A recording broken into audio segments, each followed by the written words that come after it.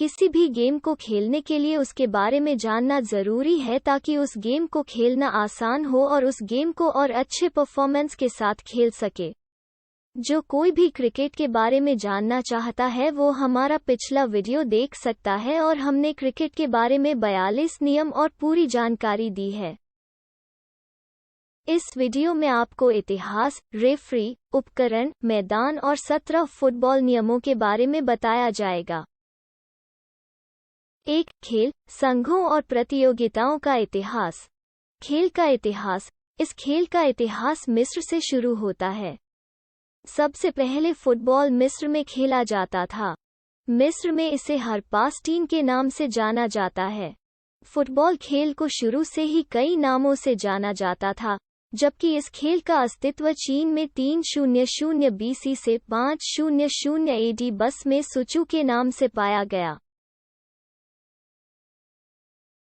धीरे धीरे यह खेल एशिया से यूरोप पहुंचा और फुटबॉल का खेल यूरोप से इंग्लैंड और उसके पड़ोसी देशों में बहुत लोकप्रिय हो गया।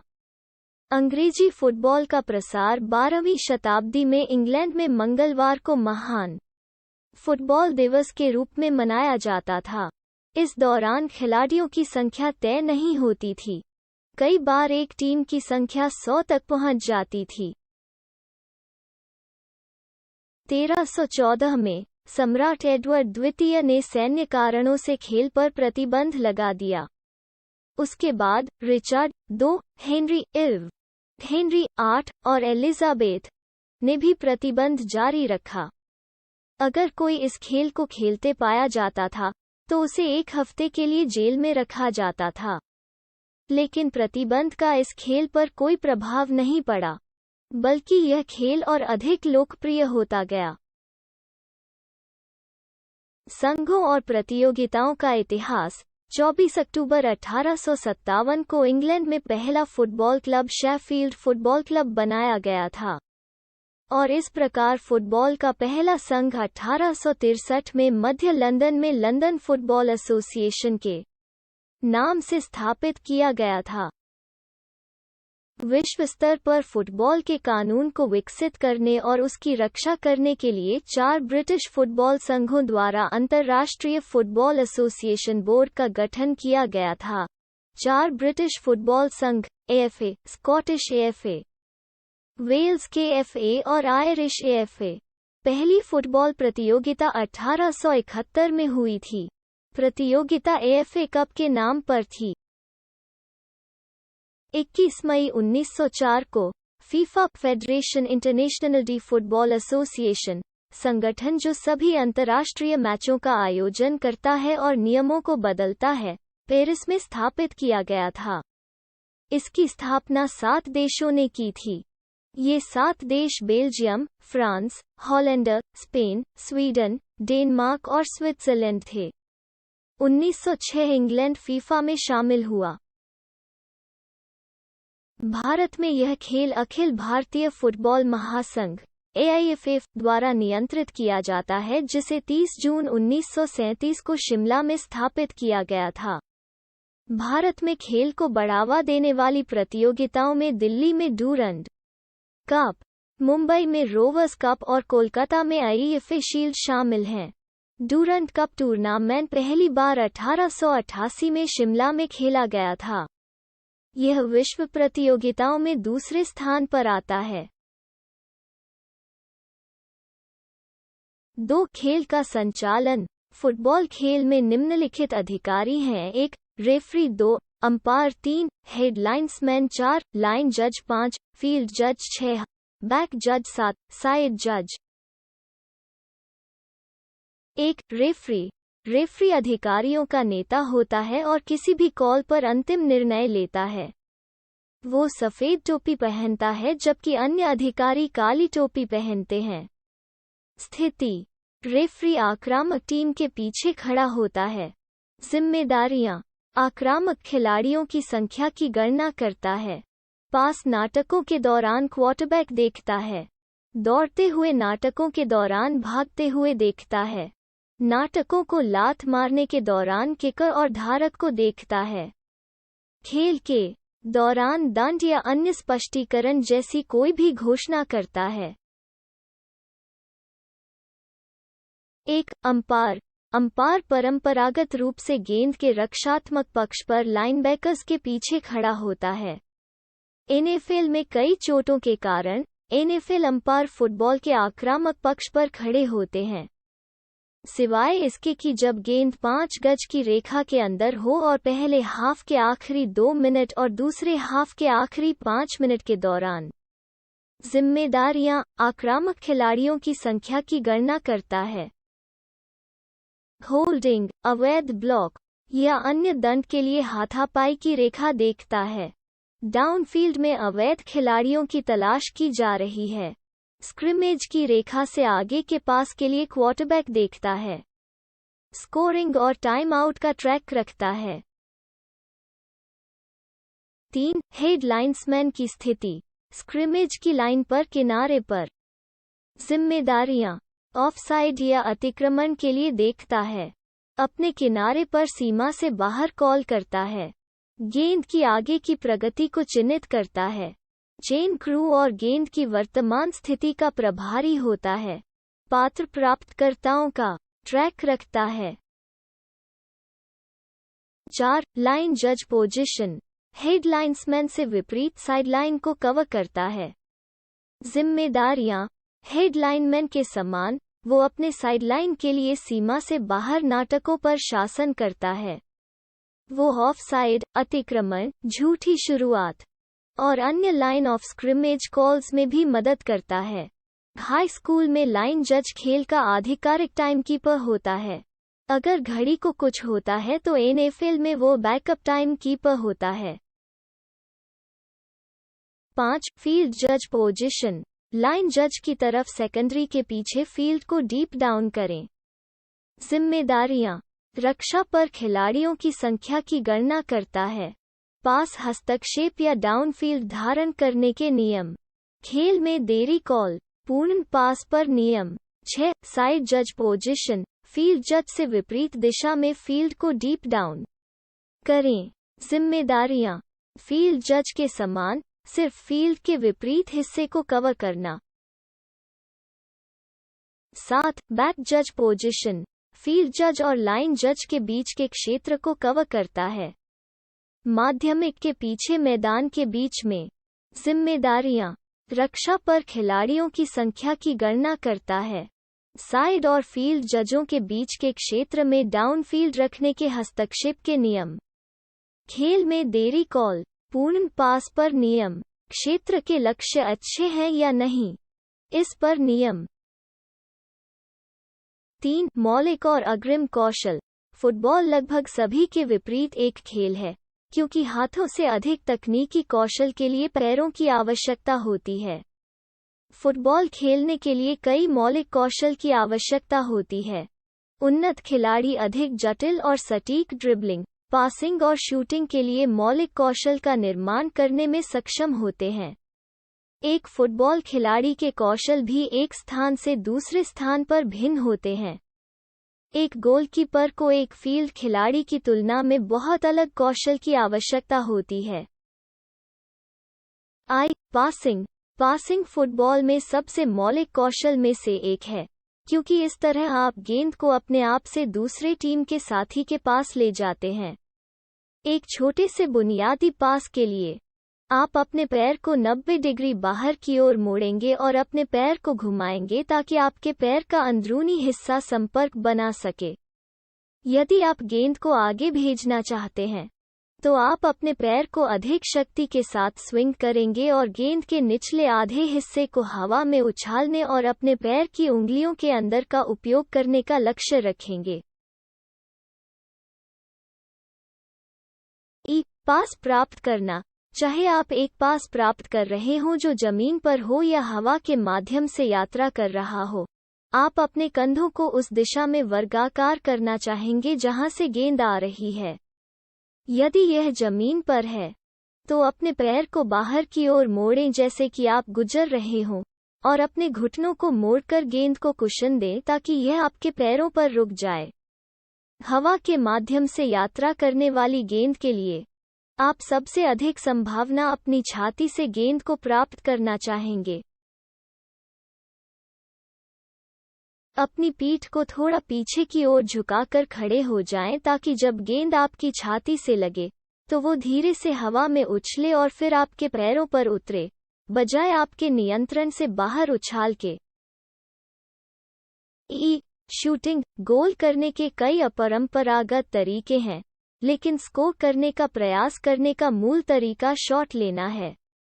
शूटिंग करते समय आपका प्लांट फुट, फॉलो थ्रू और जहां आप गेंद से संपर्क करते हैं सभी महत्वपूर्ण हैं। आप अपने गैर शूटिंग पैर को गेंद के ठीक बाहर रखना चाहेंगे, जिसमें आपका पैर का अंगूठा उस दिशा में इंगित करेगा जिस दिशा में आप शूट करना चाहते हैं। यदि आप इसे हवा के माध्यम से भेजना चाहते हैं तो गेंद के ऊपर अपने पैर को घुमाएं। ड्रिबलिंग पासिंग के बाहर। ड्रिबलिंग गेंद को मैदान में ऊपर ले जाने का प्राथमिक तरीका है। यह सबसे अच्छा काम करता है जब आपके सामने रक्षकों को दबाए बिना आपके सामने खुला मैदान होता है। अधिकांश खिलाड़ी गेंद को जमीन पर धकेलने के लिए अपने पैर के शीर्ष का उपयोग करके सफलता पाते हैं, और जितना अधिक उन्नत आप अपने पैर के अधिक हिस्सों को प्राप्त करेंगे, आप ड्रिबलिंग करते समय उपयोग करने में सक्षम होंगे। ड्रिबलिंग का लक्ष्य गेंद को अपने शरीर के पास रखते हुए जल्दी से गेंद को हिलाना है, ताकि आप जरूरत पड़ने पर पास करने, शूट करने या दिशा बदलने का तेजी से निर्णय ले सकें। गोलकीपिंग गोलकीपर रक्षा की अंतिम पंक्ति है, जो गेंद को नेट से बाहर रखने के लिए हर संभव प्रयास करने का प्रभारी होता है। गोलकीपर के रूप में आप गेंद को रोकने के लिए अपने हाथों और बाहों सहित अपने पूरे शरीर का उपयोग कर सकते हैं। गोलकीपर के लिए गेंद को पकड़ने का सबसे अच्छा तरीका है कि आप अपने अंगूठे और तर्जनी के साथ एक W बनाएं, जिसमें आपके हाथ खुले हों और हथेलियां आपसे दूर हों। यह आपके हाथों से गुजरे बिना तेज गति से यात्रा कर रही गेंद को पकड़ने में आपकी मदद करेगा। 4 उपकरण और उनके विनिर्देश। गेंद गोलाकार है। बाहरी आवरण चमड़े या अन्य अनुमोदित सामग्री का है। गेंद की परिधि 27-28 इंच से अधिक नहीं होनी चाहिए। खेल की शुरुआत में गेंद का वजन 14-16 औंस 410-450 ग्राम के भीतर होना चाहिए। गोल पोस्ट ऊंचाई 8 फीट 2.44 मीटर 24 फीट या 8 गज 7.32 मीटर चौड़ा। गोल पोस्ट व्यास 5 इंच 12.5 मीटर। इसका रंग सफेद। झंडे। खेल के मैदान में 4 झंडे, प्रत्येक कोने पर एक झंडा होता है। झंडे की ऊंचाई 5 फीट से कम नहीं होनी चाहिए। 2 झंडे वैकल्पिक झंडे हैं, जिन्हें स्पर्श रेखा से 1 गज की दूरी पर केंद्रीय रेखा पर रखा जाता है। झंडे के कपड़े की लंबाई और चौड़ाई 1.12 फीट है। खिलाड़ी के उपकरण। एक खिलाड़ी के बुनियादी उपकरणों में जर्सी या शर्ट, शॉर्ट्स, शिन गार्ड, मोजे, जूते और गोलकीपर दस्ताने शामिल होते हैं। शिन गार्ड जो पूरी तरह से स्टॉकिंग से ढके होते हैं, रबर या प्लास्टिक जैसी उपयुक्त सामग्री से बने होते हैं। खिलाड़ी ऐसा कुछ भी नहीं पहनेंगे जो दूसरे खिलाड़ी के लिए खतरनाक हो। गोलकीपर को ऐसे रंग पहनने होते हैं जो उसे अन्य खिलाड़ियों और रेफरी से अलग करते। 5 खेल के मैदानों का लेआउट और रखरखाव। खेल के मैदान की दिशा उत्तर दक्षिण है। इसका खेल मैदान आयताकार है, जिसकी लंबाई 90-120 मीटर 100-130 गज, चौड़ी 45-90 मीटर 50-100 गज। अंतर्राष्ट्रीय मैच में खेल का मैदान 120-80 गज का 110-70 गज। खेल के मैदान को 2 भागों में बांटा गया है। लाइन की मोटाई 5 इंच 12 सेमी है। केंद्र वृत्त जिसकी त्रिज्या 10 गज 9.15 मीटर गोल क्षेत्र 20.6 गज 18.32 मीटर 5.5 मीटर। दंड क्षेत्र 44 18 गज 40.32 मीटर 16.5 मीटर। पेनल्टी स्पॉट 12 गज गोल लाइन के केंद्र से 11 मीटर। पेनल्टी आर्क 10 गज जिसकी त्रिज्या 10 गज है, जिसका मध्य बिंदु पेनल्टी स्पॉट है। कोना क्षेत्र 1 गज त्रिज्या 914। खेल के मैदानों का रखरखाव। फुटबॉल के मैदानों को ठीक से कैसे बनाए रखें? घास को ठीक से काट लें। जंगली घास नियंत्रण करें। मैदान में खाद डालें। यदि पिच अच्छी स्थिति में नहीं है तो खिलाड़ियों को पिच पर न जाने दें। सभी लाइन का अंकन। मैदान को पानी दो। 6 नियम और उनकी व्याख्या। IFAB वर्तमान में फुटबॉल के 17 कानूनों को स्वीकार करता है जो किसी भी पेशेवर या अंतर्राष्ट्रीय मैच के लिए मानक हैं।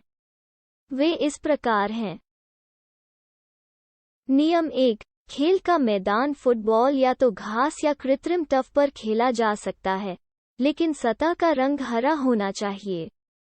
फील्ड आकार में आयताकार होना चाहिए और 2 छोटी गोल रेखाओं और 2 लंबी स्पर्श वाली रेखाओं द्वारा स्पष्ट रूप से चिह्नित किया जाना चाहिए। फील्ड को आधे हिस्से में विभाजित किया गया है, जो आधे रास्ते से अलग होता है, जो प्रत्येक टचलाइन के मध्य बिंदुओं से चलता है। आधी रेखा के मध्य बिंदु पर 10 गज की त्रिज्या के साथ एक पंक्तिबद्ध केंद्र वृत्त से घिरा एक चिह्नित केंद्र बिंदु है। कब्जे वाली टीम के किक ऑफ के दौरान विरोधी खिलाड़ियों को इस सर्कल में प्रवेश करने की अनुमति नहीं है। स्पर्श रेखा की लंबाई लक्ष्य रेखा की लंबाई से अधिक होनी चाहिए। विनियमन लंबाई है। टच लाइन न्यूनतम 90 मीटर 100 गज, अधिकतम 120 मीटर 130 गज चौड़ाई। लक्ष्य रेखा न्यूनतम 45 मीटर 50 यार्ड्स 90 मीटर 100 यार्ड्स। मैदान के प्रत्येक छोर पर एक 8 गज चौड़ा गोल होता है जो गोल रेखा के साथ केंद्रित होता है। गोल लाइन के साथ प्रत्येक गोल पोस्ट से 6 गज और मैदान में 6 गज की दूरी पर गोल लाइन के लंबवत गोल बॉक्स है। गोल लाइन के साथ प्रत्येक गोल पोस्ट से 18 गज की दूरी और मैदान में 18 गज की दूरी गोल लाइन के लंबवत का विस्तार करना पेनल्टी बॉक्स है। मैदान के चारों कोनों में से प्रत्येक में 5 फुट ऊंचा कोने वाला झंडा है। कानून 2। द बॉल एक सॉकर बॉल आकार में गोलाकार होना चाहिए और चमड़े या किसी अन्य तुलनीय माध्यम से बना होना चाहिए। इसकी परिधि 27 से 28 इंच के बीच होनी चाहिए। यह नियम केवल आधिकारिक स्वीकृत मैचों के लिए लागू होता है, क्योंकि युवा लीग अक्सर एक छोटी गेंद का उपयोग करते हैं जो बच्चों के लिए बेहतर अनुकूल होती है। नियम 3। खिलाड़ियों की संख्या मैच आमतौर पर एक तरफ 11 की 2 टीमों द्वारा खेले जाते हैं। गोलकीपर कुल 11 खिलाड़ियों में शामिल है। यदि कोई टीम मैच के समय कम से कम 7 खिलाड़ियों को मैदान में नहीं उतार सकती है, तो खेल को जब्त कर लिया जाता है। 11 से कम की टीमों को अक्सर युवा लीग में देखा जा सकता है, जहां छोटी टीमों को विकासात्मक उपकरण के रूप में उपयोग किया जाता है। मैत्रीपूर्ण मैचों के अपवाद के साथ फीफा स्वीकृत मैच आमतौर पर प्रति मैच 3 प्रतिस्थापन तक सीमित होते हैं। अधिकांश युवा लीग असीमित संख्या में प्रतिस्थापन की अनुमति देते हैं, जिन्हें मैच की शुरुआत से पहले गेम कार्ड पर भी सूचीबद्ध किया जाना चाहिए, अन्यथा वे खिलाड़ी अपात्र हैं। रेफरी की मंजूरी पर प्रतिस्थापन केवल आधी लाइन पर ही प्रवेश कर सकते हैं और खिलाड़ी के सबबेद होने के बाद पिच छोड़ दिया है। गोलकीपर को पिच पर किसी के साथ या खेल के ठहराव के दौरान बेंच पर किसी योग्य विकल्प के साथ प्रतिस्थापित किया जा सकता है। नियम 4। खिलाड़ियों के उपकरण सभी खिलाड़ियों को जर्सी, शॉर्ट्स, शिन गार्ड, मोजे और क्लेट पहनना अनिवार्य है। मोज़े को पिंडली गार्ड को पूरी तरह से ढकना चाहिए। यदि रेफरी किसी खिलाड़ी के उपकरण को असंतोषजनक मानता है, तो खिलाड़ी को तब तक भेजा जा सकता है जब तक कि समस्या का समाधान नहीं हो जाता। कानून 5।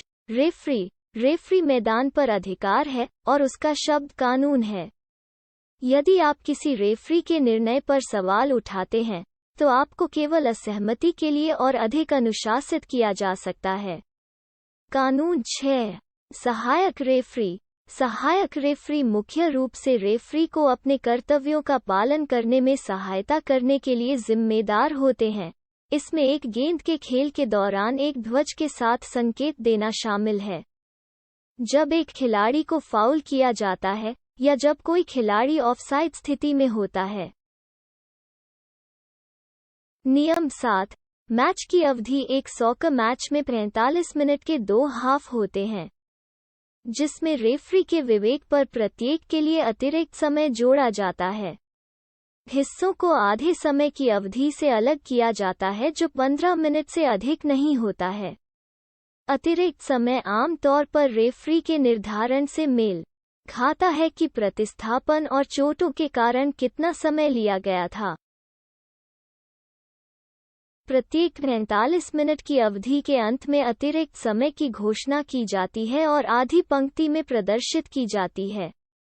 हालांकि फुटबॉल की एक आवंटित समय सीमा होती है। यह अंततः रेफरी पर निर्भर करता है कि किसी मैच को कब समाप्त किया जाए। नियम 8। खेल का प्रारंभ और पुनः प्रारंभ। किक ऑफ आम तौर पर एक सिक्का टॉस द्वारा निर्धारित किया जाता है, जिससे विजेता टीम या तो गेंद से शुरू करना चुन सकती है या चुन सकती है कि वे किस लक्ष्य पर हमला करना चाहते हैं। फिर हारने वाली टीम को वो विकल्प दिया जाता है जो विजेता चुनने के लिए नहीं चुनता। किक ऑफ प्रत्येक हाफ की शुरुआत में होता है और प्रत्येक गोल के बाद और हाफवे लाइन के केंद्र में लिया जाता है। यदि कोई टीम गोल करती है, तो विरोधी टीम को मैच को फिर से शुरू करने के लिए किक ऑफ दिया जाता है। नियम 9। The ball in and out of play. गेंद तब खेल से बाहर हो जाती है जब वो गोल रेखा या स्पर्श रेखा को पूरी तरह से पार कर जाती है। यदि रेफरी किसी कारण से खेलना बंद कर देता है तो यह खेल से बाहर हो जाता है। यदि किसी भी कारण से गेंद गोल या रेफरी के फ्रेम से टकराती है और लक्ष्य और स्पर्श रेखाओं के भीतर रहती है, तब भी यह खेल में है। कानून 10। स्कोरिंग की विधि। एक गोल तब किया जाता है जब पूरी गेंद गोल के फ्रेम के भीतर गोल रेखा को पार कर जाती है। मैच के अंत में अतिरिक्त समय के लिए परिस्थितिजन्य आवश्यकता को छोड़कर सबसे अधिक गोल करने वाली टीम विजेता होती है। कानून 11। ऑफसाइड। जब एक हमलावर खिलाड़ी अपने विरोधियों के आधे हिस्से पर गेंद प्राप्त करता है, तो उसे दूसरे से आखिरी डिफेंडर, आखिरी आमतौर पर गोलकीपर, के स्तर या पीछे होना चाहिए। हालांकि यह नियम केवल तभी लागू होता है जब वो नाटक में शामिल होता है। ऑफसाइड नियम की बेहतर समझ प्राप्त करने के लिए कृपया अधिक विस्तृत स्पष्टीकरण के लिए मार्गदर्शिका अनुभाग देखें। कानून 12। बेईमानी और दुराचार। एक प्रत्यक्ष फ्री किक तब दी जाती है जब कोई खिलाड़ी किक या प्रतिद्वंद्वी को लात मारने का प्रयास, यात्राएं या प्रतिद्वंद्वी को चकमा देने का प्रयास, एक प्रतिद्वंद्वी पर कूदता है, एक प्रतिद्वंद्वी पर आरोप लगाता है, किसी विरोधी पर प्रहार या प्रहार करने का प्रयास, एक प्रतिद्वंद्वी को धक्का देता है, एक प्रतिद्वंद्वी से निपटता है, एक प्रतिद्वंद्वी रखता है, एक प्रतिद्वंद्वी पर थूकता है, गेंद को जानबूझकर हैंडल करता है। यदि इनमें से कोई भी फाउल किसी खिलाड़ी द्वारा अपनी टीम के पेनल्टी क्षेत्र में किया जाता है, तो विरोधी टीम को पेनल्टी किक से सम्मानित किया जाता है। अप्रत्यक्ष फ्री किक प्रदान की जाती है यदि कोई खिलाड़ी खतरनाक तरीके से खेलता है, एक प्रतिद्वंद्वी की प्रगति में बाधा डालता है, गोलकीपर को उसके हाथों से गेंद छोड़ने से रोकता है, कोई अन्य अघोषित अपराध करता है। येलो कार्ड एक खिलाड़ी को चेतावनी या चेतावनी के रूप में दिए जाते हैं और इसके लिए जारी किए जा सकते हैं। निम्नलिखित अपराध: अनस्पोर्टिंग व्यवहार, शब्द या क्रिया द्वारा असहमति, खेल के नियमों का लगातार उल्लंघन, खेल के पुनरारंभ में देरी, कॉर्नर किक, फ्री किक या थ्रो इन के साथ खेल को फिर से शुरू करने पर आवश्यक दूरी का सम्मान करने में विफलता, रेफरी की अनुमति के बिना खेल के मैदान में प्रवेश करना या फिर से प्रवेश करना, रेफरी की अनुमति के बिना जानबूझकर खेल के मैदान को छोड़ना, एक खिलाड़ी को मैदान से बाहर भेजने के लिए लाल कार्ड का उपयोग किया जाता है और इसके लिए जारी किया जा सकता है। निम्नलिखित अपराध: गंभीर बेईमानी, हिंसक आचरण, एक प्रतिद्वंद्वी या किसी अन्य व्यक्ति पर थूकना, विरोधी टीम को जानबूझकर गेंद को संभालने से एक गोल या एक स्पष्ट गोल स्कोरिंग अवसर से वंचित करना, गोलकीपर एक अपवाद है, एक फ्री किक या पेनल्टी किक द्वारा दंडनीय अपराध द्वारा खिलाड़ी के लक्ष्य की ओर बढ़ने वाले प्रतिद्वंद्वी को एक स्पष्ट गोल स्कोरिंग अवसर से वंचित करना, आपत्तिजनक या अपमानजनक भाषा और या इशारों का उपयोग करना, उसी मैच में दूसरी सावधानी, पीला कार्ड प्राप्त करना। नियम 13। फ्री किक दो श्रेणियों में विभाजित है: प्रत्यक्ष और अप्रत्यक्ष। किसी अन्य खिलाड़ी को छुए बिना सीधे प्रतिद्वंद्वी के गोल में सीधे किक लगाई जा सकती है। एक अप्रत्यक्ष फ्री किक का संकेत रेफरी द्वारा किक के दौरान हाथ उठाकर दिखाया जाता है। एक अप्रत्यक्ष किक केवल तभी लक्ष्य में जा सकती है जब लक्ष्य में प्रवेश करने से पहले इसे किसी अन्य खिलाड़ी द्वारा छुआ गया हो। गेंद दोनों प्रकार की किक के लिए स्थिर होनी चाहिए। कानून 14। द पेनल्टी किक या तो तब दी जाती है जब कोई रक्षात्मक खिलाड़ी हमलावर खिलाड़ी को फाउल करता है या अपनी टीम के पेनल्टी क्षेत्र में हैंडबॉल करता है।